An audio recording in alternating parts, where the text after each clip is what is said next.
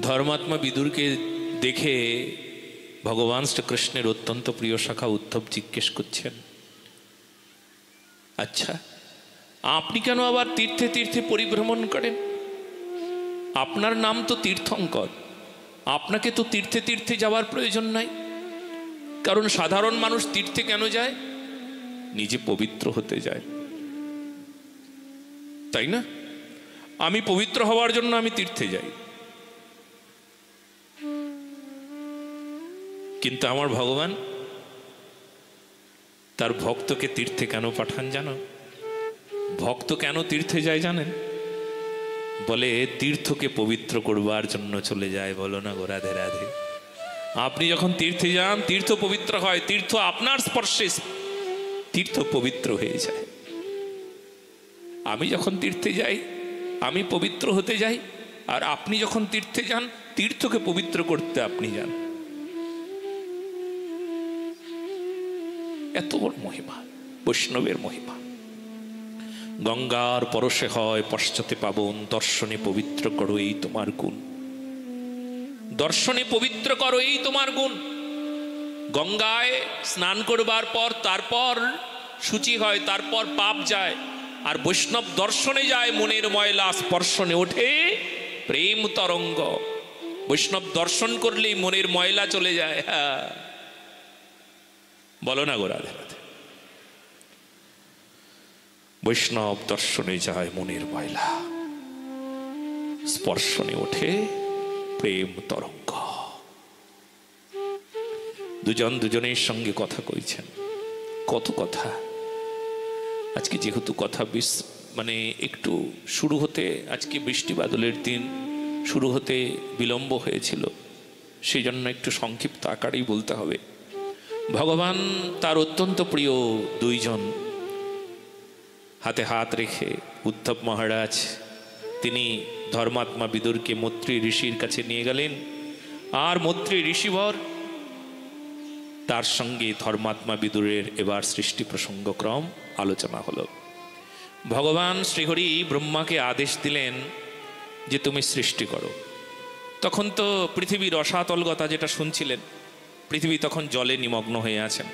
পৃথিবীর কি করে মঙ্গল করবেন তা চিন্তা করছেন। আজও যদি কেউ সমাজের মঙ্গল বা কারুর মঙ্গল এই চিন্তা করে না, তবে তার মধ্যে একটা শক্তি সামর্থ্য ভগবান দিয়ে দেন। আপনি যদি কখনো কারুর মঙ্গলের কথা চিন্তা করেন তবে আপনি জেনে নেবেন, হ্যাঁ, আপনার মধ্যে একটা শক্তি চলে আসবে। সেই শক্তি মানে ভগবত প্রদত্ত শক্তি। আপনি সমাজের কথা, দেশের কথা, রাষ্ট্রের কথা, ধর্মের কথা ভাবছেন। আপনি মনে মনে ভাবলেন ধর্মকে রক্ষা করতে হবে, ধর্মের প্রতি আমার একটা দায়িত্ব আছে, ধর্মকে রক্ষা করতে হবে যে প্রকারে হোক। আপনার মধ্যে অমায়িক একটা দিব্য শক্তি কাজ করবে, করবেই করবে। ভগবান সেই শক্তি দেবেন আপনাকে। সমাজের খারাপ অবস্থা দেখে আপনার সমাজের প্রতি কিছু দায়িত্ব বোধ এসছে, সমাজের কিছু মঙ্গল করবেন, একটা সামাজিক সেবার মাধ্যমকে বেছে নিয়েছেন। আপনার মধ্যে একটা ঐশ্বরিক শক্তি, একটা ক্ষমতা দিয়ে এই সমাজের বন্ধু বানিয়ে দেবেন, আপনাকে দেশের বন্ধু বানিয়ে দেবেন, রাষ্ট্রের বন্ধু হবেন আপনি। কখন? যখন আপনি আপনার চিন্তাকে বৃহৎ চিন্তা করবেন। চিন্তা কি করে মানুষ চিন্তা করছে সংসারে, ছেলের, মেয়ের, টাকার, নিজের ব্যাংক ব্যালেন্স, এইসব চিন্তা করতে করতে করতে করতে ওকে আরও সংকীর্ণ বানিয়ে দিচ্ছে। মানুষটার বুদ্ধি সংকীর্ণ, বুদ্ধি, মন সংকীর্ণ হয়ে গেছে, তার স্বভাব সংকীর্ণ হয়ে গিয়েছে। এই জন্য উদার চরিতানান্ত বসুধৈব কুটুম্বকম যখন উদার চরিত্রের হয়, এ হলো সত্য সনাতন ধর্ম। যে ধর্ম উদার চরিত্র বানিয়ে দেয়, তোমাকে মহান বানিয়ে দেয়, সমাজ, দেশ, রাষ্ট্রের কল্যাণকারী বানিয়ে দেয়, সেই দিনটার অপেক্ষা যদি তুমি করতে চাও না, তবে তোমাকে এই জায়গায় আসতে হবে। বলো না গো রাধে রাধে। এখানে আসতে হবে, এখানে এলেই তুমি উদার হবে, তুমি মহান হবে। বেশ, যখনই পৃথিবীর মঙ্গলের কথা চিন্তা করছিলেন তখনই ব্রহ্মার নাসারন্ধ্র থেকে একটা অঙ্গুষ্ঠ প্রমাণ বরাহ নির্গত হলো। ওই যে বললাম, আপনি যদি কখনো মঙ্গলের কথা চিন্তা করেন তখন আপনার মঙ্গল করবার জন্য ভগবানই আসবেন। ভগবান ওই ব্রহ্মার নাসারন্ধ্র থেকে বেরিয়ে এলেন, ধীরে ধীরে বিরাট আকার ধারণ করলেন। ইনি হলেন বরাহ ভগবান। বলুন বরাহ ভগবান কি। বরাহ ভগবান বিরাট আকার ধারণ করল।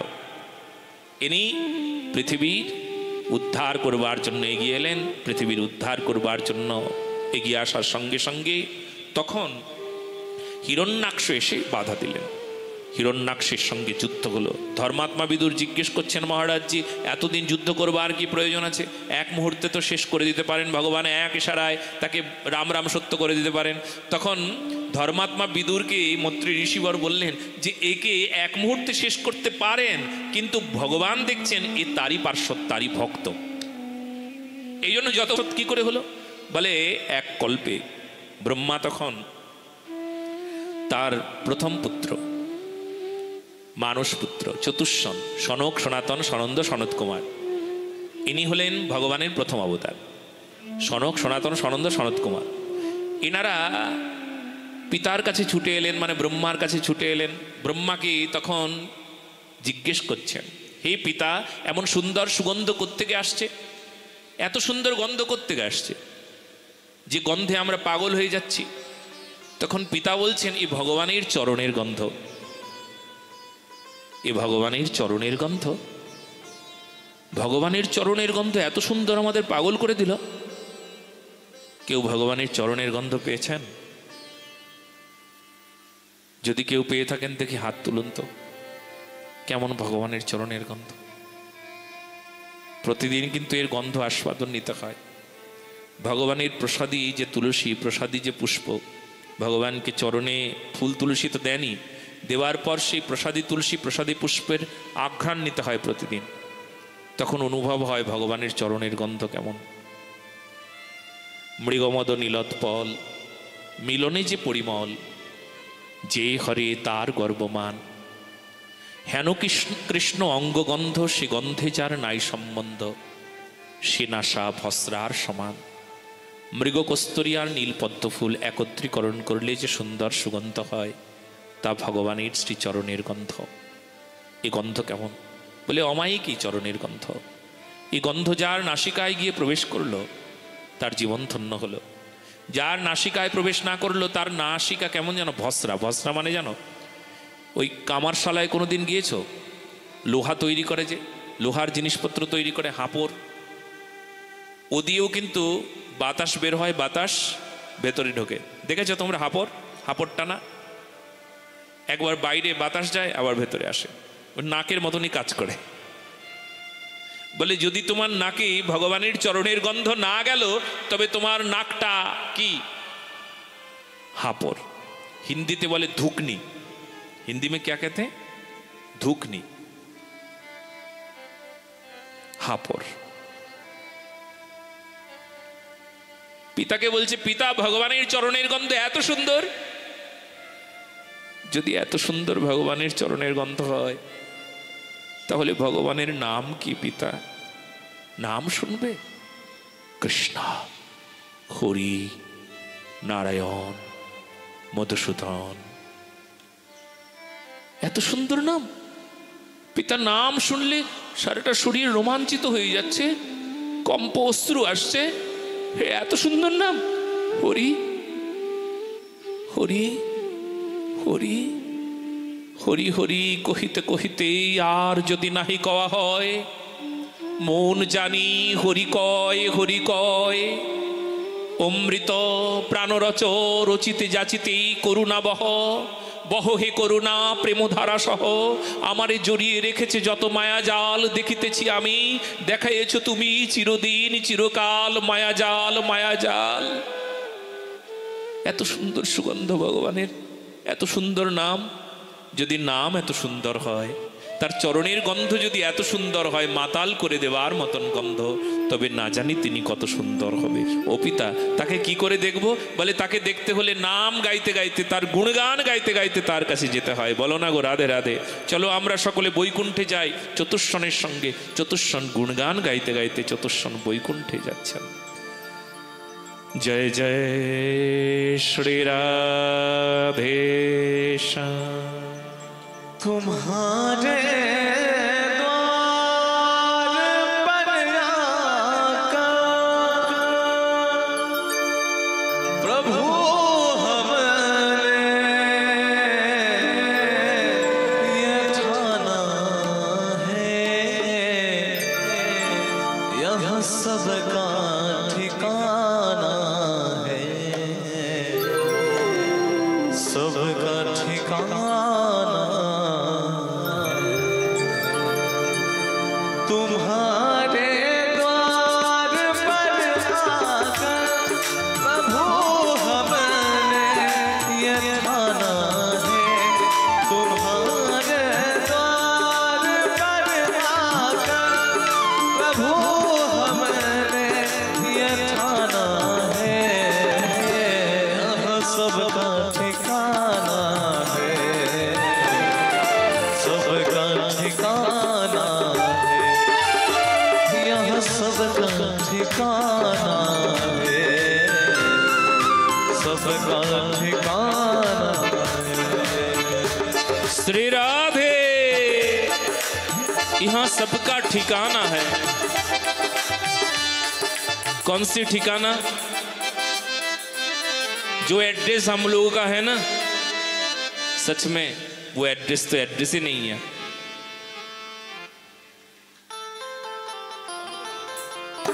एड्रेस तो एक ही है, ठिकाना सबका एक ठिकाना है। कौन सी ठिकाना? वृंदावन। বৃন্দাবন আমাদের ঠিকানা। যদি অধম, मैं अधम हूं फिर है मेरी बरसना मेरी ठिकाना है, वृंदावन मेरे ठिकाना है। इच्छा मेरी बरसाने में तुम्हारे चरण पे मैं रहूं, मैं अधम हूं फिर भी तुम्हारा ही हूं, फिर भी तुम्हारा ही हूं। ठिकाना বৃন্দাবন, ঠিকানা রাধারানীর চরণ। বলো না গো, দুটো হাত উপরে তুলে করতালির সেবার সাথে সবাই একসাথে। जगत के तुम ही हो राजा, प्रजा हम सब तुम्हारे हैं।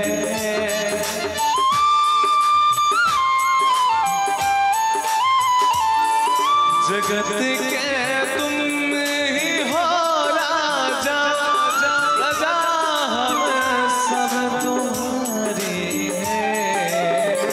तुम्हें दिल से लगाना है, अपना बनाना है। तुम्हें दिल से लगाना है, अपना बनाना है। बोली भक्त वत्सल भगवान की। দুটো হাত উপরে তুলে করতালির সেবার সাথে সবাই একসাথে। শ্রী রাধে,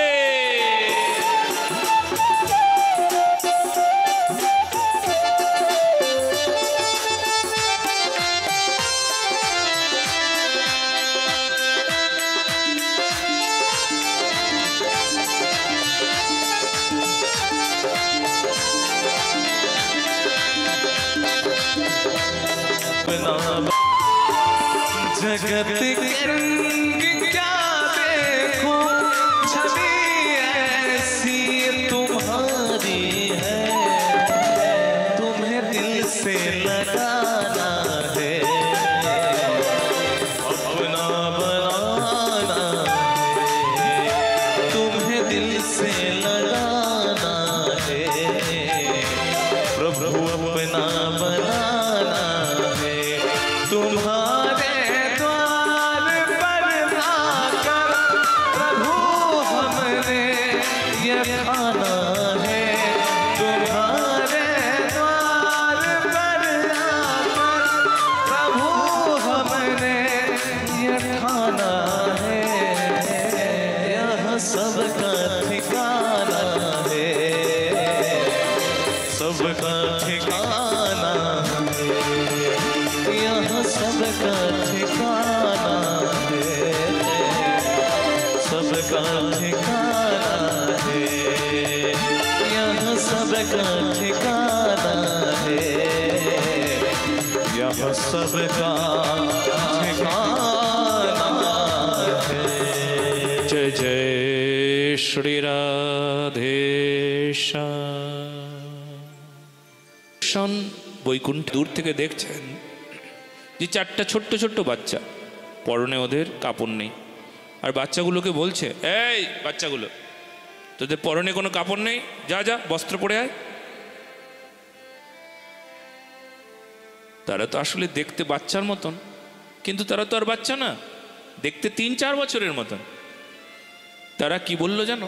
জ্ঞানীর মতন কথা বললেন, এই জয় বিজয়, তোমাদের এখানে থাকার কোনো যোগ্যতা নাই। যে বস্ত্র দেখে কিন্তু আত্মা দেখে না, সে এখানে কি করে আছে? যে পুরুষ দেখে, স্ত্রী দেখে, বালক দেখে, বালিকা দেখে, ছোট দেখে, বড় দেখে, আত্মা দেখতে পারে না। যে পশু দেখে, মানুষ দেখে, অথচ আত্মা দেখতে পারে না। যে আত্মদর্শী হয় সে অন্য কোনো কিছু দেখবে না, শুধু আত্মাই দেখবে। বলো না গো, রাধে রাধে। আর তোমাদের অভিশাপ দিলাম জয় বিজয়, যেহেতু তোমরা আত্মদর্শী হতে পারো নাই, এখানে থাকার যোগ্যতা তোমাদের নাই, তোমরা অসুর হয়ে জন্ম নাও। এবার জয় বিজয় ছুটে এলেন, বলে আপনারা কারা? বলে আমরা চতুষ্সম, ব্রহ্মার মানস পুত্র। আমার নাম সনক, সনাতন, সনাতন, সনত কুমার, সনন্ত। আমরা এই 4 জন, আমরা হলাম ব্রহ্মার মানস পুত্র। আপনারা অভিশাপ দিয়ে দিলেন? বলে হ্যাঁ, অভিশাপ দিয়ে দিলাম, যা হবার হয়ে গিয়েছে। কিন্তু আপনারা এই 3-4 বছরের কি করে অমন দেখতে এত ছোট? বলে সে এক কল্পের কথা। ব্রহ্মা যখন আমাদেরকে গৃহস্থ ধর্ম শিক্ষা দিচ্ছিলেন, তখন আমাদেরকে বলছিলেন, এই তোমরাও একসময় বিবাহ করবে, তোমরাও একসময় সন্তান উৎপাদন করবে, তোমরাও একসময় গৃহস্থী হবে। তখন আমরা আমাদের পিতা ব্রহ্মাকে বলছিলাম, আমরা বিবাহ করব, বিবাহ করব। তাহলে পিতা আমরা কখনো কোনো সময় সংসারী হব না, বিবাহ করব না। তখন পিতা ব্রহ্মা বলছেন, দেখো এখন তোমাদের 3-4 বছর বয়স, এই সময় তো তোমরা বলবেই বিবাহ করব না। ছোট্ট বাচ্চাকে জিজ্ঞেস করুন, একটা বাচ্চাকে জিজ্ঞেস করুন তুই বিয়ে করবি? বাচ্চা বলবে না, সে কখনো বলবে না বিয়ে করবে। এই তুই বিয়ে করবি? ওই দেখো না করলো। তুই বিয়ে করবি? ওই দেখো না। তুই বিয়ে করবি? ওই দেখো ও করবে না। তুই করবি? তুই করবি? হ্যাঁ ও করবে। ওর ভেতরে ভেতরে বলছে, ও একটু বড় হয়ে গিয়েছে, ও বলছে হ্যাঁ বিবাহ তো করতেই হবে।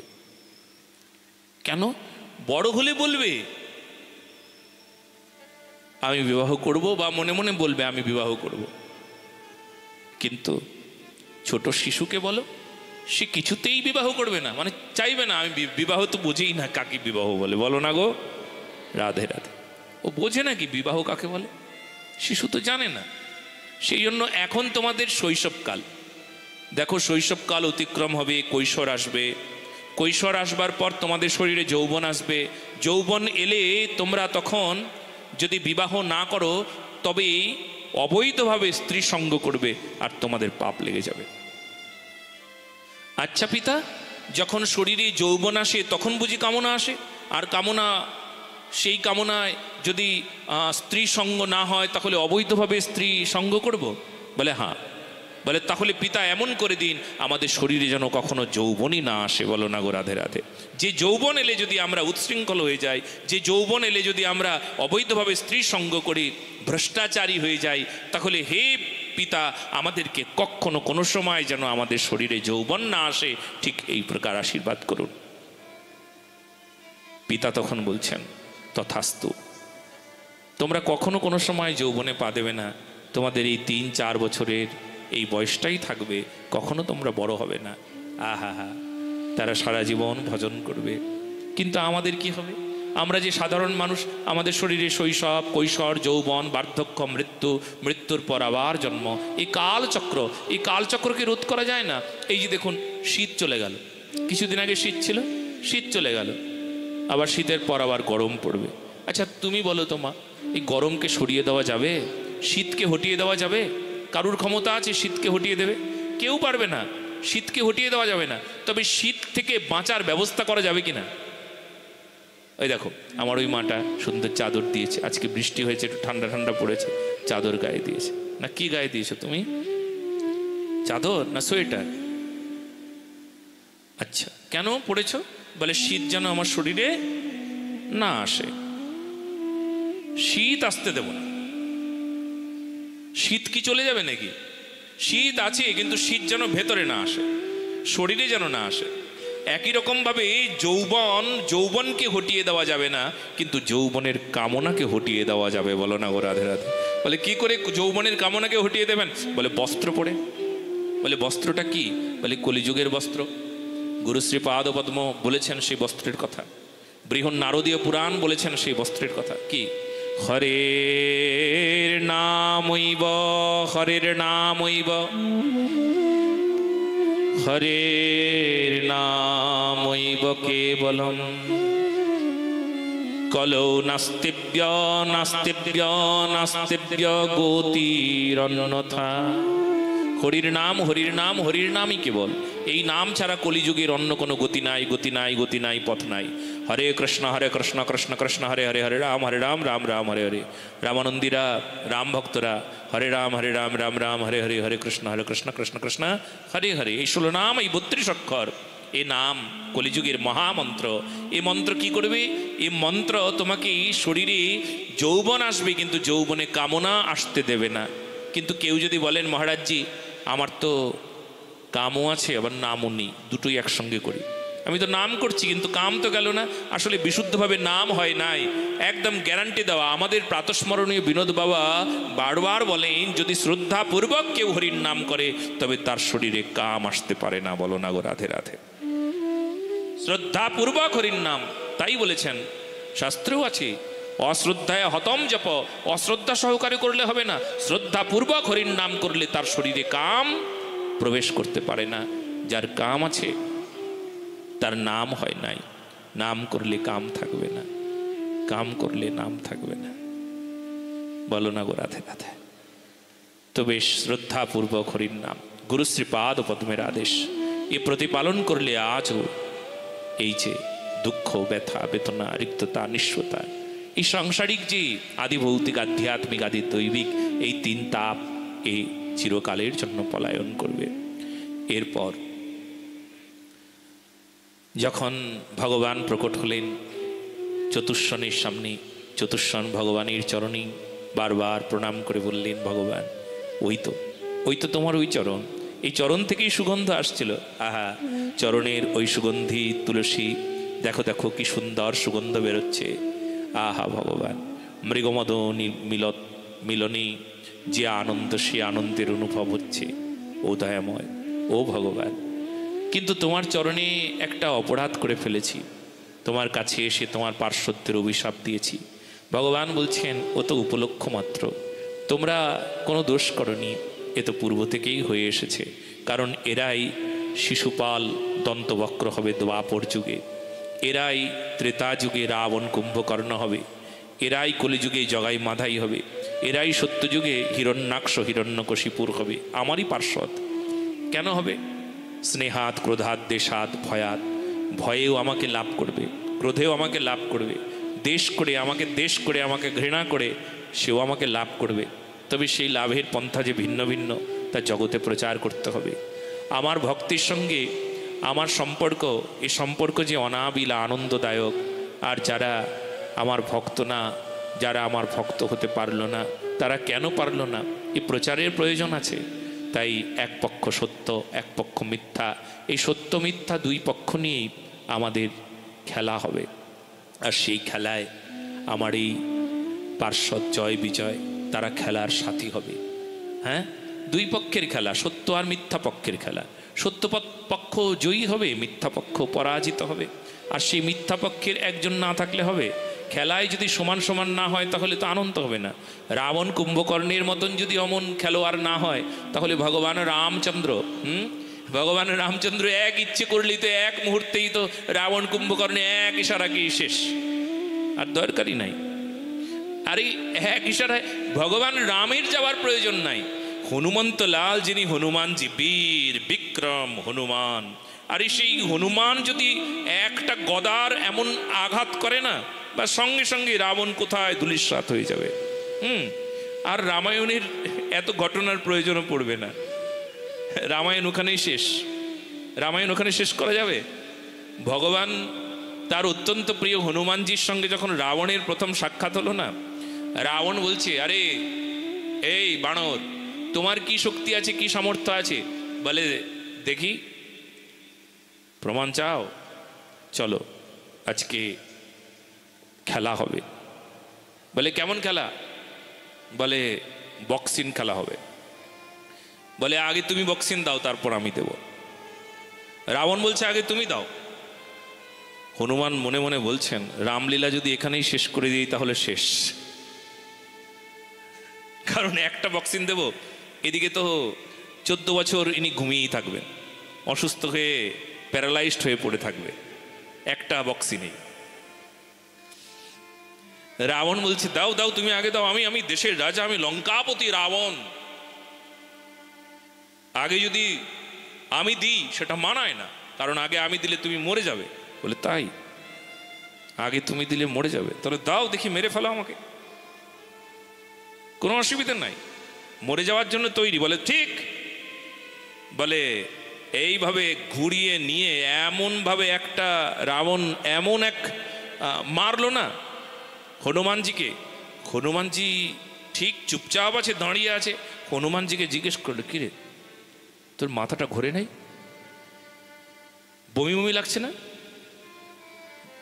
নিচে পড়ে যেতে ইচ্ছে করছে না? ঘাড় গর্দান শরীর সব কাঁপছে না থরথর করে? মাথা ঘুরছে না? বলে না একদম না। কোনো অসুবিধা নেই? বলে না। এবার আমি দেব। এবার যেই না অমন ভাবে ওই বাগিয়ে নিয়ে এমন করে দিচ্ছে, এই এতটা বাগিয়েছে, এই হাতটা পেছনে এমন এতটা বাগিয়েছে। এইবার এই এতটা বাগিয়েছে যখন প্রায় 120 ডিগ্রি, এবার ব্রহ্মা ওপর থেকে ছুটে এসেছে, ও সর্বনাশ সর্বনাশ সর্বনাশ, এখানে যদি রামলীলা শেষ করে দেয় তাহলে শেষ। বলে অতটা বাগিও না তুমি হনুমান, তুমি একটু কম বাগাও। তাহলে কি 100 ডিগ্রি বাগাবো? বলে না না, তাতেও মোটামুটি 6 মাস তো এমনি বিছানায় পড়ে থাকতে হবে রাবণকে। বলে তাহলে এর চাইতে কম না? বলে এক কাজ করো, তুমি এইটুকু বাগাও, এই এতটা, 35 ডিগ্রি। 35 ডিগ্রি বাগাবো? আচ্ছা ঠিক আছে। বলে 35 ডিগ্রি বাগালেও মোটামুটি 7 দিন তো ঘুমিয়েই থাকতে হবে, অসুস্থ পড়েই থাকতে হবে। ডাক্তার ভর্তি, হাকিম সব এসে তার পাশে দাঁড়িয়ে থাকবে, তার কোনো জ্ঞান থাকবে না। বলে তুমি এক কাজ করো, তুমি না বাগিয়ে এই এতটা নাও, 0 ডিগ্রিতেই থাকো তুমি। বলে তাহলে কি হবে? বলে তাহলেও মোটামুটি 24 ঘন্টা তো সে অসুস্থই পড়ে থাকবে। তো ঠিক আছে, ব্রহ্মা যখন বলছেন রামলীলা এখানে শেষ করলে তো সমস্যা, তো এমনভাবে একটা ঘুষি মেরে দিল তার মুখে, অচৈতন্য, মাথা ঘুরছি, সারা বিশ্ব যেন তার কাছে অন্ধকার হয়ে গেল। এত বড় যোদ্ধা এক মুহূর্তে ধুলিস মাটির সঙ্গে পড়ে গেল, একদম মিশে পড়ে গেল। 24 ঘন্টা পর জ্ঞান ফেরবার পর বলছে কোথায় হনুমান? বলে হনুমানের সঙ্গে তো আপনি হেরেই গিয়েছেন। বলে হ্যাঁ, আমাকে মেরেছিল নাকি? বলে হ্যাঁ, আপনি তো পড়ে গিয়েছেন, মাটিতে পড়ে গিয়েছেন। পরে বাপ রে, এই হনুমানের তো শক্তি আছে। বলো না গো রাধে রাধে। তো কাকে ভাবছে? হনুমান এক মুহূর্তেই তাকে শেষ করে দিতে পারে। রামলীলায় ভগবান রামচন্দ্র রাবণকে মারবেন, প্রয়োজনই নাই। কিন্তু লীলা, ওই যে স্নেহাৎ ভয়াৎ দেশাৎ ক্রোধা, লীলা করবেন আমার ভগবান। মর্যাদা পুরুষোত্তম হয়ে জগতে প্রচার করতে চাইছেন। রাম রাবণের যুদ্ধ করে জগতে জানাতে চাচ্ছেন, দেখো দেখো মর্যাদা কাকে বলে, শিক্ষা কাকে বলে, নীতি কাকে বলে, সত্য কাকে বলে, সত্য ধর্ম কাকে বলে। জয় ভগবান রামচন্দ্র কি। আহা, এই বিষয়।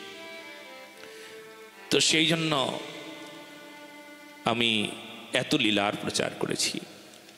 এবার ধর্মাত্মা বিদুর জিজ্ঞাসা করলেন, ও ভগবান, এই যে হিরণ্যাক্ষ হিরণ্যকশিপুর, এরা কার সন্তান? এই কি অপরাধ করেছিল? এর পিতামাতা কি অপরাধ করেছিল যে এমন দুষ্ট সন্তানকে জন্ম দিল? বলে দেখো, পিতা কোনো অপরাধ করেনি, কিন্তু মা সন্ধ্যাকালে স্ত্রী সঙ্গ আশা করছিল। স্বামী দেবতা কশ্যপ তাকে দিতি বললেন, দেখো আমি সন্ধ্যাকালে আমি খুব যন্ত্রণায় ছটফট করছি, আমার কামনা নিবৃত্তি করুন। তখন স্বামী দেবতা বলছে, দেখো সন্ধ্যাকাল, এই সময় স্ত্রী সঙ্গ করতে নাই, এ সময় স্ত্রী সঙ্গ করলে অশুভ সন্তানের জন্ম হবে। আর তার জন্য তোমার দুঃখ পেতে হবে। বলে না, আমি ওইসব কিছু বুঝি না। একটা কথা শুনুন সবাই, অতিরিক্ত কামের সময় আপনার ধর্মজ্ঞান আপনার কানে প্রবেশ করবে না। অতিরিক্ত ক্রোধের সময় আপনার সামনেই যদি ধর্মের চর্চা কেউ করে, কেউ যদি আদেশ দেয়, সেটা আপনার কানে আনন্দ দেবে না, সুখ দেবে না। লোভী কখনো ধর্মের কথা শুনবে না, কামুক ধর্মের কথা শুনবে না, ক্রোধী ধর্মের কথা শুনবে না। খুব ক্রোধ এলো, আপনার ছেলে খুব ক্রোধ করেছে, তখন আপনি যদি তাকে বোঝান, সান্ত্বনা করেন, তাকে যদি জ্ঞানের কথা বলেন, আরও রেগে যাবে। হ্যাঁ, জ্ঞানের কথা কও তুমি, জ্ঞানের কথা হইবেক নাই, একদম হইবেক নাই, বলবে না? বলো হ্যাঁ বা না বলো, তখন তুমি জ্ঞান দিলে চলবে? এই জন্য খুব কামনার সময় কোনো ধর্মের কথা তার কানে গিয়ে পৌঁছায় না, এটা নিয়ম। স্ত্রী কথা শুনল না, স্বামী দেবতা বলল সন্ধ্যাকালে স্ত্রী সঙ্গ করতে নাই, সন্ধ্যাকালে আহার করতে নাই, সন্ধ্যাকালে শয়ন করতে নাই, এগুলো নিষেধ, এগুলো মানতে হয়, কিন্তু শুনল না। জোর জবস্তি স্বামী দেবতাকে যখন খুব আগ্রহ করলেন, স্বামী দেবতা কি করবেন? সন্ধ্যাকালে স্ত্রী সঙ্গ হলো, স্নান করে এসে স্বামী দেবতার সামনে যখন দিতি কাঁদছেন, দিতি বলছেন আমার কি হবে, আপনার নিষেধ পালন করলাম না, আমি তো কামনায় বিভোর ছিলাম, কি করে ফেলেছি। তখন বললেন দেখো, তোমার যমজ সন্তান প্রসব হবে একটা, এই যমজ সন্তান প্রসব হবে, একটা হবে হিরণ্যাক্ষ, একটা হবে হিরণ্যকশিপুর। তারা বড় অত্যাচারী হবে, আর তাদের অত্যাচারে দেবতা তো দূরের কথা, মনুষ্য অতিষ্ঠ হয়ে যাবে। আর তবে তোমার মধ্যে যে অনুশোচনা এসছে, তার জন্য একটা ফল হবে, কি জানো? ফলটা এই যে হিরণ্যকশিপুরের চারটি পুত্র হবে, একটা প্রহ্লাদ নামে এক পুত্র হবে। সেই প্রহ্লাদের জন্য কি হবে জানো? এই অসুরকুল উদ্ধার পেয়ে যাবে। বলো না গো রাধে রাধে।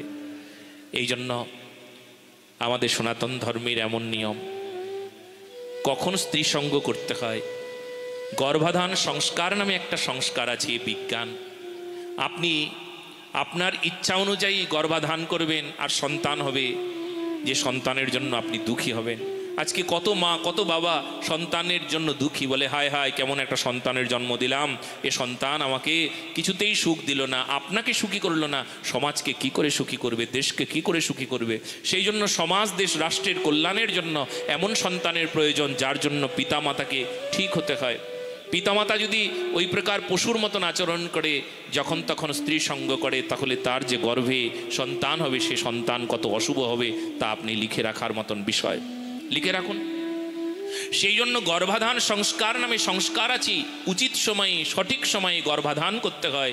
ভগবত নাম করতে করতে, গৃহস্থী ভক্ত ভগবানের নাম করতে করতে, ভগবানের কথা ভাবতে ভাবতে, হে ভগবান পুত্রার্থে ক্রিয়তে ভার্যা, একটা সন্তানের জন্য, একটা পুত্রের জন্য, একটা কন্যার জন্য আমি স্ত্রী সঙ্গ করছি, যার জন্য এই সন্তানটা দাও যেন তোমার সেবায় লাগে, দেশের সেবায় লাগে, রাষ্ট্রের সেবায় লাগে, সমাজের সেবায় লাগে, যেন এই মানুষের মতন মানুষ হয়। এই প্রকার ভগবানের চরণে আবেদন নিবেদন জানিয়ে, খুব শ্রদ্ধাপূর্বক ভগবৎ স্মরণ করতে করতে, ভগবানের কথা ভাবতে ভাবতে স্ত্রী সঙ্গ করলে, সেই স্ত্রী সঙ্গের ফলে যে সন্তান উৎপাদন হবে, তা সমাজের, দেশের, রাষ্ট্রের কল্যাণকারক হবে। তাও আবার গর্ভাধান সংস্কারের যে সময়টা, যে নিয়মটা, সেটা জেনে গর্ভাধান সংস্কার করতে হবে। এটা আমাদের শাস্ত্রীয় বিধি গো। এই বিধিকে উল্লঙ্ঘন করতে নাই। হ্যাঁ, যেমন তেমনভাবে চললে চলবে না। সন্ধ্যাকাল মানে কি? সন্ধিক্ষণ। হ্যাঁ, কিসের সন্ধিক্ষণ? দিনের শেষ তো রাতের শুরু, ওটাও সন্ধ্যা। আবার সকালবেলাও সন্ধ্যা, রাত শেষ হয়ে গেল, দিন শুরু। এই যে সন্ধি মানে মিলনের সময়, মানে দিন আর রাতের মিলন।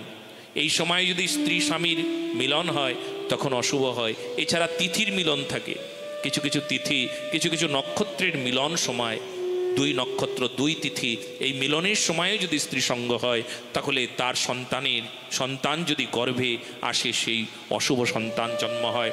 সেই জন্য খুব ভালো করে, খুব বিচারপূর্বক সন্তান গ্রহণ করতে হয়, আর সে সন্তান নিয়ে সমাজের উপকার করতে হয়। নিজের মঙ্গল চান কখনো?